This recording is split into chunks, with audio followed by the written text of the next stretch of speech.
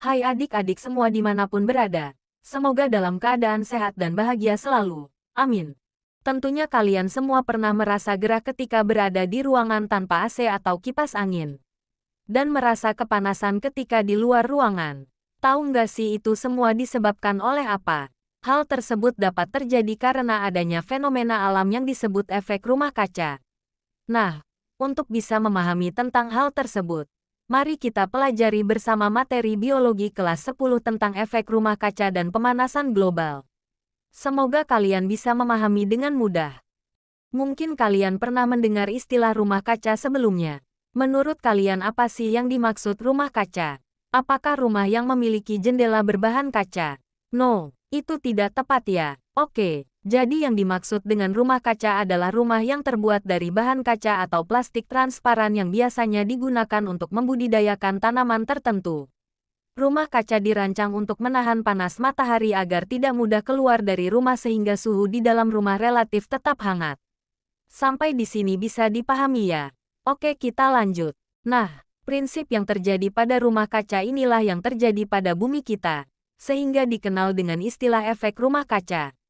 Jadi, yang dimaksud dengan efek rumah kaca adalah proses pemanasan permukaan bumi yang disebabkan oleh terperangkapnya radiasi matahari oleh gas-gas tertentu di atmosfer bumi. Gas-gas tersebut disebut sebagai gas rumah kaca atau biasa disingkat GRK.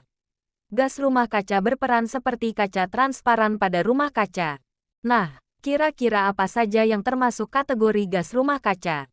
Apakah oksigen, atau karbon dioksida, atau yang lain? Oke, jadi yang termasuk kategori gas rumah kaca ada 7 jenis, yaitu karbon dioksida, CO2, metana, CH4, dinitrogen oksida, N2O, belerang heksafluorida, SF6, perfluorokarbon, PFC, hidrofluorokarbon, HFC, dan nitrogen trifluorida, NF3. Selain itu ada juga gas lain yang dianggap sebagai GRK.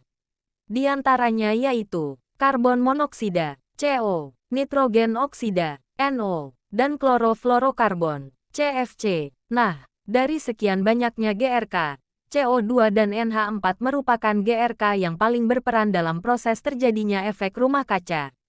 Oke, sampai di sini masih semangat, pastinya. Mantap! Selanjutnya mari kita pelajari tentang bagaimana mekanisme terjadinya efek rumah kaca. Seperti yang telah kita pelajari, atmosfer bumi terdiri dari beberapa gas rumah kaca. Jadi, pertama-tama matahari memancarkan sinarnya.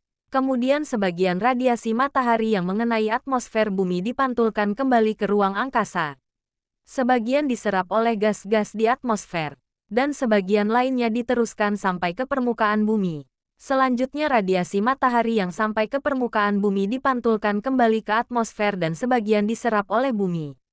Akibatnya bumi memanas dan memancarkan radiasi gelombang inframerah. Kemudian radiasi gelombang inframerah yang dipancarkan dari permukaan bumi sebagian diserap oleh gas-gas rumah kaca.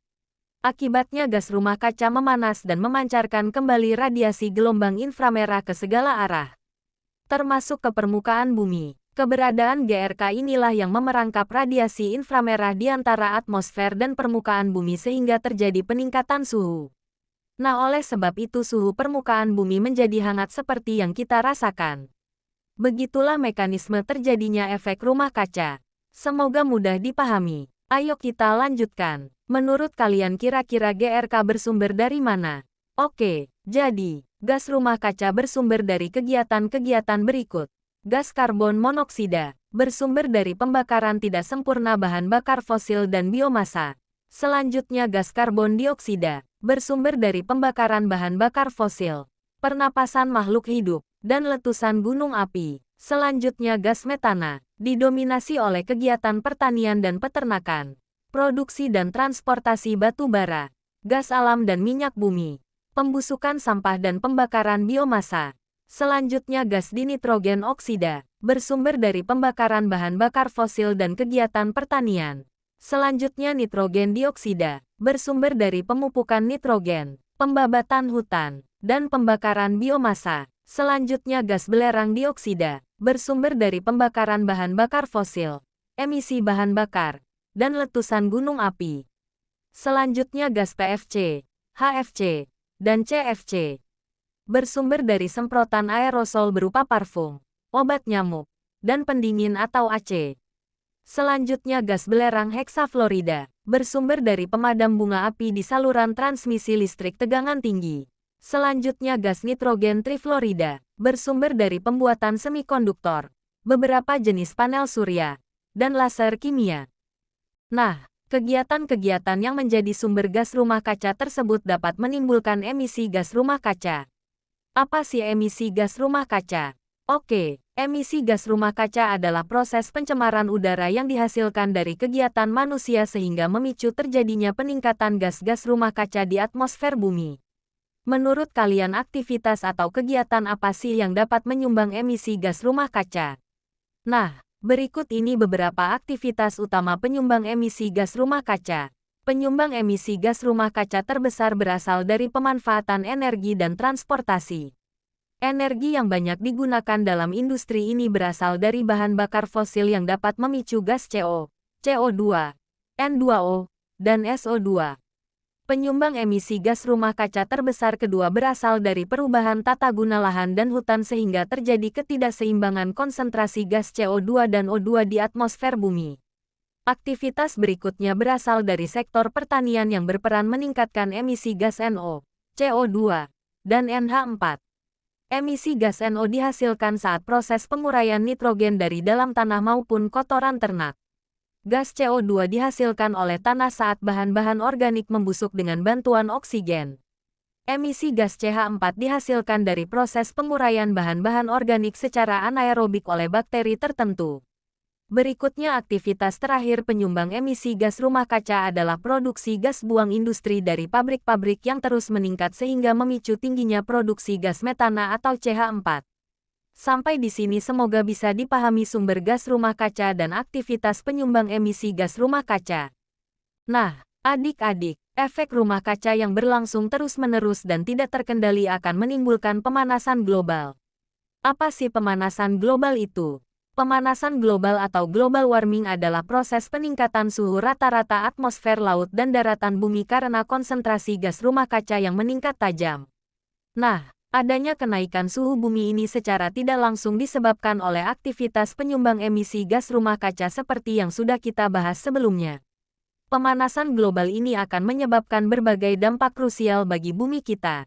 Di antaranya, yang pertama, peningkatan suhu bumi sehingga suhu lingkungan juga makin tinggi. Jika suhu terus meningkat maka akan terjadi pemuaian lempeng bumi yang dapat memicu gempa bumi. Kedua, peningkatan permukaan air laut akibat mencairnya es di kutub-kutub bumi. Ketiga, perubahan iklim dan cuaca ekstrim tidak stabil dan sulit diprediksi. Pada dasarnya perubahan iklim ini dapat berupa perubahan frekuensi El Nino dan La Nina. El Nino yaitu meningkatnya suhu permukaan laut dan La Nina adalah kembali dinginnya suhu permukaan laut. Dan keempat, meningkatnya suhu dan keasaman air laut karena laut menyerap sebagian besar panas yang disebabkan oleh gas karbon dioksida. Suhu dan tingkat keasaman air laut yang semakin meningkat dapat menyebabkan terumbu karang memutih, memicu gelombang dan badai yang lebih kuat dan mengancam kehidupan kerang serta merusak rantai makanan biota laut. Nah, setelah mengetahui dampak pemanasan global yang dapat mengancam kelangsungan makhluk hidup di bumi, kira-kira menurut kalian apa saja upaya yang dapat kita lakukan untuk mencegah pemanasan global? Oke, kita dapat melakukan aksi-aksi berikut untuk mencegah terjadinya pemanasan global. Pertama, menggunakan energi terbarukan, seperti energi matahari, angin, air, panas bumi, dan biomasa. Kedua, menghemat penggunaan energi dan air. Misalnya dengan menggunakan lampu listrik LED dan shower hemat air. Selanjutnya menggunakan kendaraan bertenaga listrik atau berbahan bakar hidrogen, sehingga dapat mengurangi emisi gas CO2 ke atmosfer. Selanjutnya menggunakan bahan-bahan alamiah untuk pemupukan dan pengendalian hama dan menerapkan teknologi infrastruktur bangunan yang ramah lingkungan. Nah, selain upaya-upaya pencegahan tersebut kita juga dapat menerapkan 6 prinsip teknologi ramah lingkungan. Yaitu, yang pertama, refine, yaitu penggunaan barang atau proses yang lebih ramah lingkungan. Kedua, reduce, yaitu pengurangan jumlah limbah dengan mengoptimalkan proses produksinya. Ketiga, reuse, yaitu penggunaan kembali bahan-bahan atau limbah pada proses yang berbeda. Keempat, recycle, yaitu mendaur ulang barang tak terpakai sehingga bisa berguna lagi. Kelima, recovery, yaitu pengambilan kembali sebagian material penting dari limbah untuk dapat diproses lagi. Dan keenam, retrieve energy, yaitu proses menghemat energi dalam proses produksi. Nah, adik-adik, sampailah kita pada penghujung pembelajaran kita kali ini. Semoga adik-adik dapat memahami apa yang disampaikan dan dapat menerapkan dalam kehidupan sehari-hari. Jika adik-adik merasa video ini bermanfaat, silakan klik suka, tinggalkan komentar positif, bagikan video ini ke teman-teman dan jangan lupa subscribe channel ini. Sekian pembelajaran kita dan sampai jumpa di video pembelajaran berikutnya.